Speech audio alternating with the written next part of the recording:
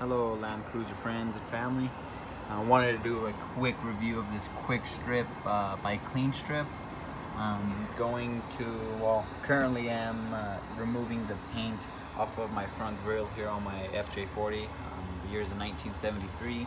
I went ahead and did some rust repairs down here. This piece was just filled with rust, so I went ahead and just cut out the rust area here, across there and down the side, and took it to my buddy who does welding, and he welded a new piece for me. So now I'm just stripping the rest of it to put some body filler on some of the uneven spots and then repaint it. But I use this KWIK-Strip. I bought this from Lowe's. It's about a 1 quart. Bought it for around $15. But yeah, so far so good. I mean, you can see it blistering here. It's doing its job. Some areas like here I put a thick coat, but it's not really doing much. This has been sitting for around 15-20 minutes. The can says ready to work or ready to use in about 15 minutes. It's been 15-20 minutes, and some areas, as you can tell, is going to be easier to scrape than others. I'm probably going to let this side sit a little bit longer. But so far so good. Let's do a quick demonstration. Like I said, this has been 15-20 minutes, and I mean, it's just destroying this stuff. It's not the best. I heard aircraft paint remover is the best with that really bad chemical. I forgot the name of it, some sort of methylene something.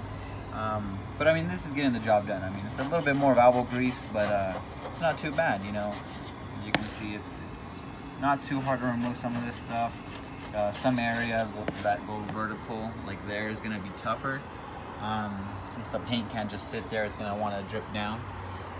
But not too bad. I'd probably do another layer, or maybe one more. A total of 3.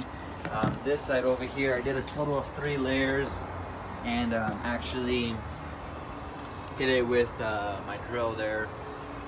And I got most of it. It's not bad with this rust here. I have some rust remover that I'm gonna put on afterwards, but for the most part, this stuff isn't too bad. You know, it gets the job done. It's a little bit less work when you have to hit it with the disc here, but it's not too bad. I can't complain. It's a slow process, but it's definitely doable. I've never done body work, and this is fun. Alrighty, this is the second layer removal. As you can see, I got most of the paint off of the left hand side here.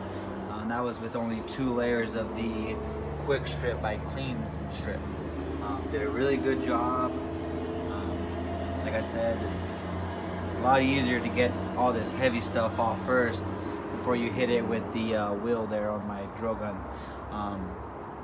So far so good. I think now I'm gonna skip the 3rd step because this stuff is really messy, as you can see by the cardboard here. I would highly recommend putting something underneath this stuff, but it did a pretty good job. I'm gonna hit it with the wheel now and get most of this off, and I'll show you guys how it looks once I hit it with the wheel and get most of this stuff off. I initially got quoted for sandblasting around $150. I just went ahead and bought, like I said, bought that KWIK-Strip for $15 from Lowe's, and I already had all the attachments for my DeWalt gun there with the wheel. So, you know, save myself a couple $100, or I can go the easy route and pay someone to do this. But it wasn't too bad. It's like I said, it's a little time consuming, but it's a way to save some money for some other things I want to buy for the Land Cruiser. Alrighty, everyone, this is the second coat that I just finished up, and I hit this with my with the wheel on the DeWalt gun that I have. Like I said, I still had to remove these housing for the lights.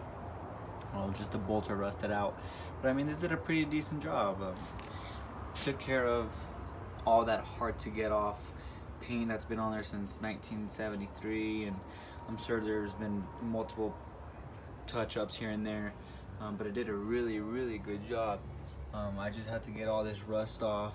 I do have the rust remover, and that's gonna be my next step, but for the most part, it did a decent job, as you can see. It's a slow process, but slowly getting there.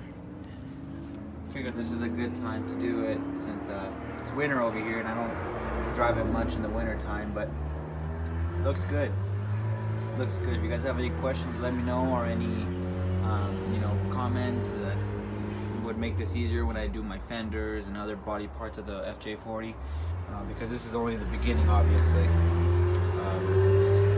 Alrighty, everyone, thank you. Sorry for that loud noise. It's somebody's shitbox Honda. But yeah, if you guys have any comments or any advice for future body work, shoot me a comment in the comment section, and thanks guys.